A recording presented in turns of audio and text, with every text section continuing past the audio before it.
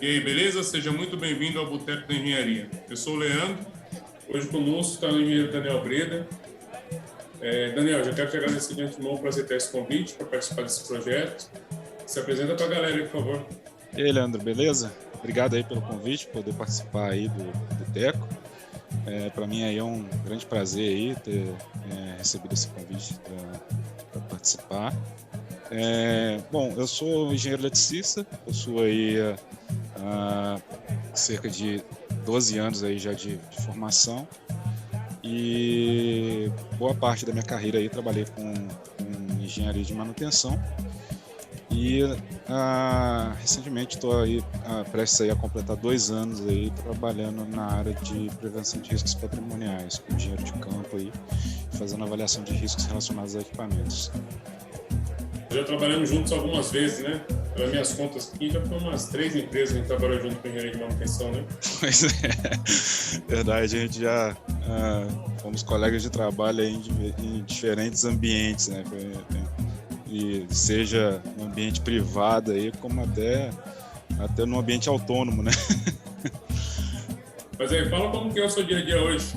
Então, hoje, com essa mudança, né, de ramo da engenharia de manutenção para a parte de prevenção de riscos patrimoniais, houve uma mudança aí bastante significativa, né, em termos de rotina, né, em termos do ambiente de trabalho e tudo mais. Dentro da minha carreira aí da parte de engenharia de manutenção, né, onde eu trabalhei da indústria, né, e é onde a gente trabalhou muito tempo junto, trabalhávamos mais concentrado em um local único, né, numa indústria, em uma mesa única, um escritório e tal, né, sempre vendo as mesmas máquinas, os mesmos equipamentos. E a grande mudança para esse ambiente de voltar da prevenção de riscos está justamente nisso, porque agora eu sou um engenheiro de campo e é onde eu tenho a oportunidade aí de visitar diversos processos industriais espalhados aí ao longo do Brasil, em várias indústrias e tal. Então a gente tem a oportunidade aí de ver vários fluxos de processo, né? Desde uma fábrica de salgadinhos, por exemplo, até um data center. Então tive a oportunidade de visitar grandes empresas de fabricantes de aviões, vi onde é feito molho de tomate. Então a gente tem essa oportunidade de ver de tudo, né? Tá vendo de tudo um pouco, mano. Exatamente. Não tem muito tempo que eu tive a oportunidade de visitar um porto, né? Lá no Pará, vi um carregador de navios, subi num carregador de navios, né? E um porto num dos maiores rios do Pará lá, que parece um mar no negócio, né? Tem grandes cargueiros lá. Então esse mundo da prevenção de risco te dá essa oportunidade de ver muitas coisas bacanas, muitas coisas diferentes, né? E você começou na siderurgia, né? Isso, comecei na siderurgia, mais precisamente nas chamadas mini-mills, né, onde faz o processo de reciclagem da sucata, né? E aí você faz essa fusão da sucata para poder produzir novamente aí as barras de aço, de fibras, né? Disponibilizar novamente esse material no mercado. E como que é essa mudança, velho? Sair da siderurgia e começar a ver massa de tomate e navio? Então, isso que é interessante, porque quando você está no mundo de manutenção, você está vendo ali na sua rotina basicamente os mesmos equipamentos. Então isso te dá uma familiaridade muito grande com o equipamento que você está trabalhando, né? Cada vez mais você está aprendendo um negócio novo, cada vez mais que você sofre alguma coisa, que algum perrengue que acontece, que alguém te liga de madrugada para você ir para a fábrica lá resolver o problema. Você aprende um pouco mais sobre aquele equipamento. Dia de chuva. Exatamente. Você sabe aí tão bem quanto eu aí como é que é essa rotina de manutenção. Nesse mundo de avaliação de riscos, você acaba perdendo essa profundidade que você tem de cada equipamento, né? Do equipamento em si, né? Do detalhe do equipamento. Você não está mais submetido àquela como é que fala? Aqueles imprevistos de manutenção, digamos assim, né? Alguém te ligar de madrugada, tá resolvendo um problema e tudo mais. Mas você troca essa profundidade do conhecimento daquele equipamento em si para ampliar seu conhecimento para uma gama maior de equipamentos, mas um overview, uma visão mais ampla do processo. Você acaba percebendo que alguns riscos se repetem, mesmo o processo sendo tão diferente, né? Alguns riscos se repetem, porque eles estão muito relacionados, muito amarrados com manutenção, quando a gente fala de riscos relacionados a equipamentos, né? Você vê uma gama maior de equipamentos, uma gama maior de processos, mas em si você está vendo os equipamentos de base, né, que a gente está falando aí de transformadores, redutores, motores de grande porte, acaba sendo também em outro processo, né, em outro fluxo de produção completamente diferente, mas acaba sendo também transformadores, redutores, motores, então continua a mesma coisa, você tira um motor que está levando um tarolo de aço para agora levar uma caixa de tomate. Basicamente isso.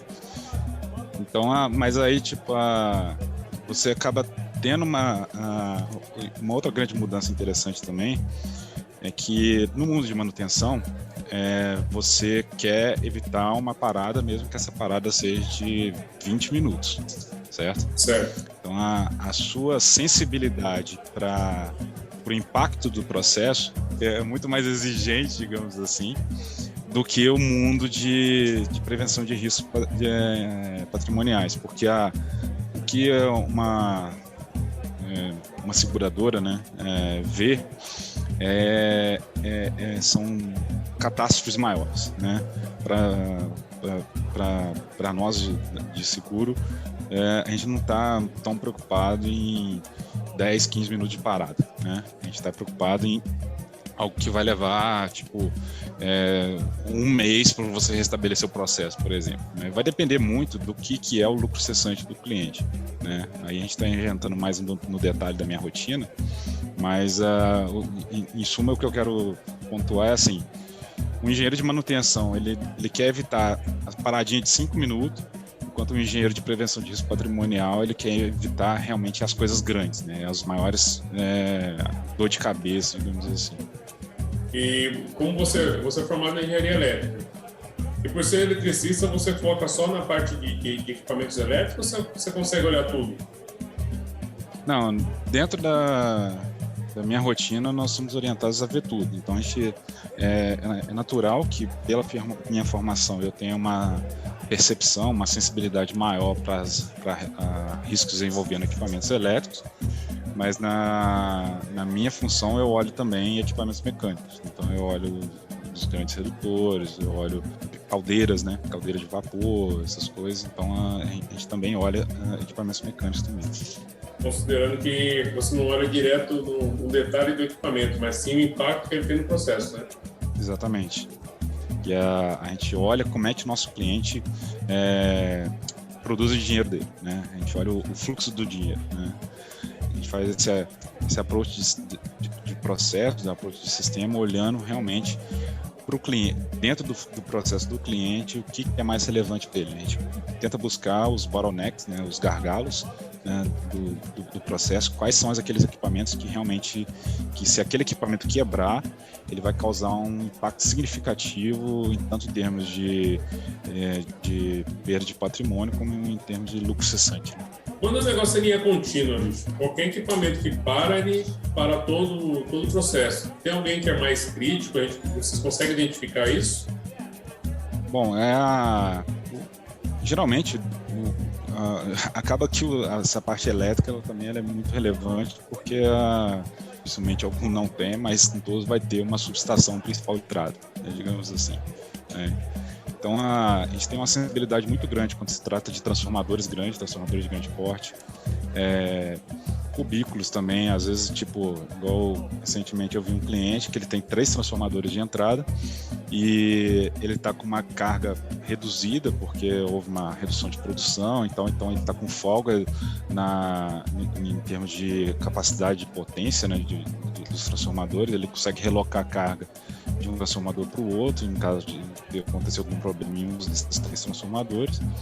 Mas o cubículo de média é único, né? Então o cubículo de média ele meio que virou esse gargalo do sistema elétrico, e o cubículo não é um cubículo que ele é resistente a arco, né? Ele não é metal clad. E aí a gente já dentro dos nossos padrões, né? A exposição de um cubículo desse gênero, a gente considera que se houver um sinistro envolvendo um disjuntor de uma coluna lá desse cubículo, existe um risco significativo de danificar as colunas adjacentes, né? E aí a gente gosta de falar que nós somos, de certa forma, pessimistas nesses cenários, né? Então a gente considera dano de 2 disjuntores adjacentes para um lado e 2 disjuntores adjacentes para o outro lado quando esse cubículo não é blindado, né? Nesse caso, mesmo o cliente tendo 3 transformadores, que está folgado em termos de carga, esse cubículo ele é um gargalo, né? Então tem que ter uma manutenção rigorosa nesse cubículo, tem que ter os testes que precisa ser realizado pelo menos a cada 3 anos, nos disjuntores, resistência de contato, isolação, essas coisas. Então a gente tenta olhar isso, né? Que esse exemplo é interessante que eu citei, porque existe uma tendência natural, até dos nossos engenheiros de campo, já de olhar para os transformadores, né? Porque o transformador, a gente sabe que geralmente se afetar ele, vai afetar a alimentação elétrica da planta como um todo e tudo mais e tal.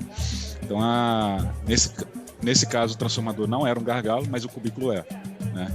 Igual, por exemplo, eu citei de equipamentos mecânicos, caldeira é uma grande preocupação para nós também, né? Porque por exemplo, eu citei do processo do molho de tomate, né? Usava vapor para todo lado, né? Naquela fábrica. E aí, se tivesse um problema na caldeira, ia parar a planta como um todo, né? Você sabe muito bem aí quais são os riscos relacionados à caldeira, né? Tá olhando aí com carinho aí as válvulas de segurança, controle de nível, né? Evitar fogo seco na caldeira, então... A parte de automação é essencial para que ela não venha dar problema, né? Sim. Nesse caso, você estava falando que ela é essencial para o processo, então ela seria o gargalo. Exatamente. E aí nesse approach, né, a gente costuma olhar muito como é que está funcionando a manutenção desses equipamentos, né? Que tipo de teste que tem sido feito, que tipo de preventivo tem sido feito. E aí por isso que é interessante esse background de engenharia de manutenção, né? Porque a gente entende, está familiarizado com como é que funciona a rotina de uma equipe de manutenção, como é que funciona o gerenciamento de planos, né, de manutenção, para ver se realmente isso tem atendido aí o que o equipamento realmente precisa, para poder reduzir esses riscos aí relacionados a esses equipamentos. Não, legal. O que você mais pega de falha no processo? Falta de plano mal feito ou outra coisa? O que a gente tenta ver é consistência, né? A gente tenta ver coerência do que está sendo feito. Às vezes a gente se depara lá, não, eu tenho o plano de manutenção aqui. Aí puxa lá no SAP, mostra lá, tá vendo aqui o plano criado aqui? Beleza, legal. Já tem o plano e tal. Como é que tá os registros desses planos? Como é que você está mantendo o histórico do que está sendo feito? Tem como a gente dar uma olhada nos últimos testes que foram feitos, os últimos resultados e tal? E aí às vezes não aparece, né? Então não adianta muito se ter o plano e não executar. Ou então o plano tá diferente do que existe, né? Não sei se você lembra que a gente pegava a situação, em algumas vezes que a gente entrou para trabalhar com criação de planos, você pede para fazer uma inspeção no tanque de óleo do transformador, verificar o nível de óleo do transformador. Você chega no transformador, não tem tanque de óleo, não tem relevo Scholz, é um tráfego pequeno, né? Exatamente. Então exatamente essas coisas que às vezes a gente pega, né? Então, para poder avaliar isso, a gente gosta muito de pedir os relatórios, né, os resultados desses testes, igual preventivas de grandes paradas em sistema elétrico, né?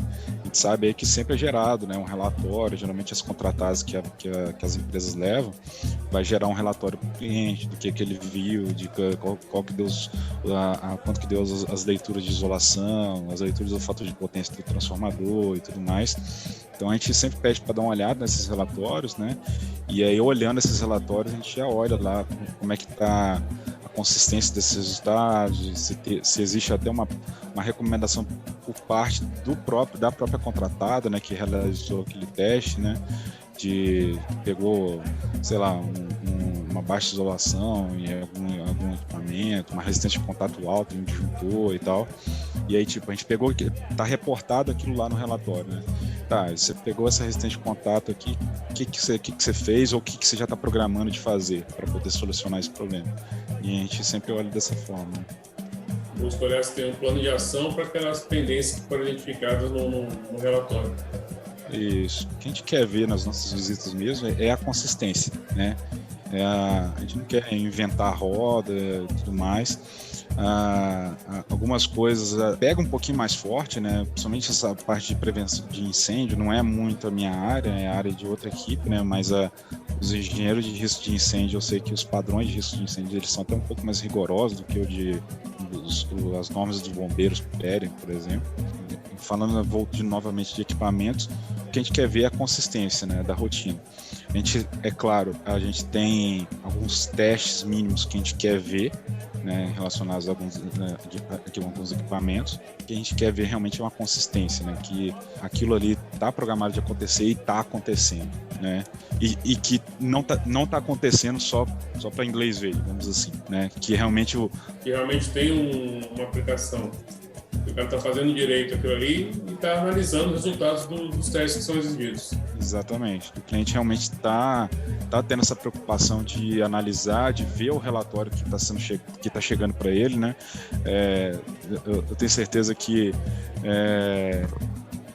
você também já vivenciou isso, mas a gente sabe que a rotina de manutenção ela é muito pesada, né?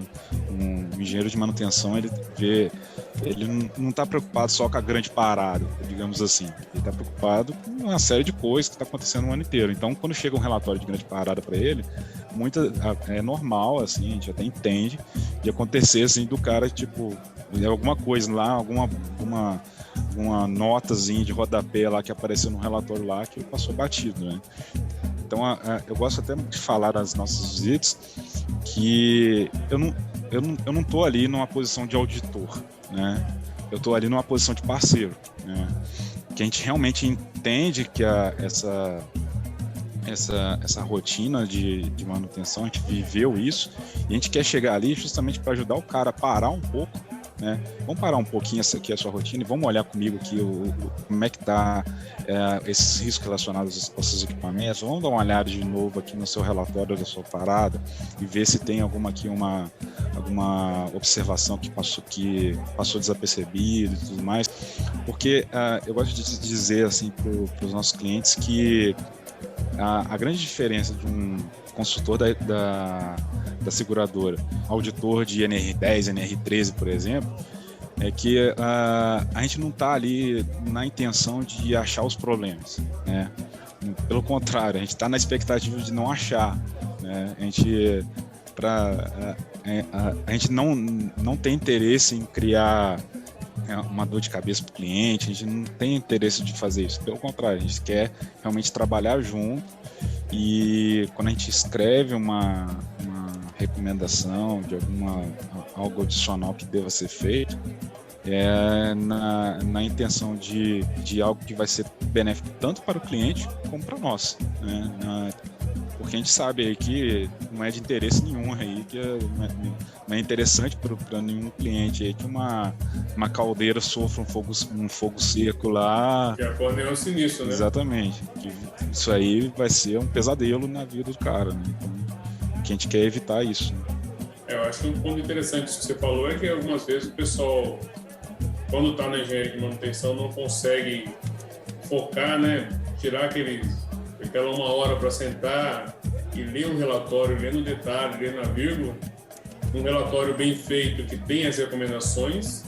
E um segundo ponto é que algumas vezes esses relatórios não são tão bem feitos, né? A gente faz o relatório para entregar, KRT não significa nada. Exatamente. Igual, tipo, eu já encontrei relatórios lá que o cara fez a leitura da resistência de isolação lá, mas só colocou o valor lá, não falou se é bom, não falou se é ruim, tipo, a gente sabe que, tipo, é natural que um engenheiro eletricista tenha uma sensibilidade lá do que é bom e o que é ruim numa leitura de um megômetro, por exemplo, lá, mas, tipo, não custa nada para o prestador colocar lá um valor de referência para ele, qual que é o valor esperado, para ajudar realmente para o cliente dele a ler o relatório, né? Poupar o tempo do cliente nisso aí, né? Um exemplo muito bom disso aí é pegar uma análise de óleo, né? Exatamente. Na verdade, a interpretação de análise físico-química cromatográfica de óleo é uma arte, praticamente, né? É uma arte à parte, né? É um mundo à parte ali, né? Merece um episódio só para falar disso. E eu tô para dizer que existe laboratórios e laboratórios também, né? Não somente o cliente, ele tem que ter um conhecimento a mais para poder interpretar aqueles resultados, como também o laboratório em si, né?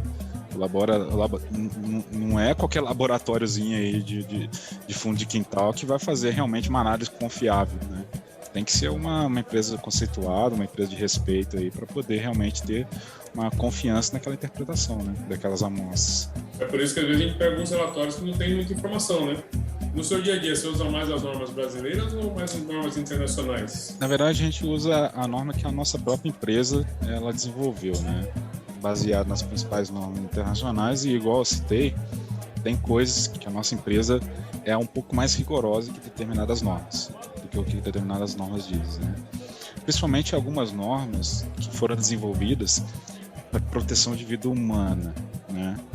É lógico que é do nosso interesse também proteger a vida humana, né? Que a gente não quer que ninguém se machuque, né? A gente não quer que ninguém se acidente, mas não é o foco do nosso trabalho. O foco do nosso trabalho é realmente proteger o patrimônio, né?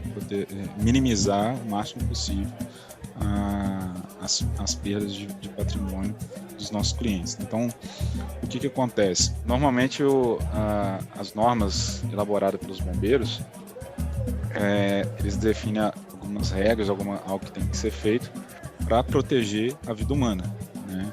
Se a instalação, se o patrimônio fosse ser danificado, mas ainda assim as vidas humanas estão garantidas, né, estão protegidas, para eles está ok, para nós não está, né? O que a gente quer é realmente salvar a instalação. Por isso que as nossas normas acabam sendo um pouco mais rigorosas, porque o nosso interesse é que realmente minimizar os danos ao patrimônio, né? Então, por isso que as nossas normas têm um rigor e um detalhamento um pouco maior do que algumas normas já estabelecidas, algumas normas internacionais e tudo mais. Mas a grande maioria, principalmente voltada a equipamentos, ela está muito vinculada a normas internacionais, né? As principais normas internacionais. IEC, I3S e tudo mais. Isso é bom, né? Sim, Se a gente falar da segurança de equipamentos, quanto mais rigoroso você for, melhora para a empresa, né? Na verdade, não é tão fácil de implementar algumas vezes. Em alguns cenários, eles exigem um investimento um pouco maior, exigem um pouco mais de expertise, vamos dizer assim, de um profissional um pouco mais capacitado, mas você puxa a régua para cima, né?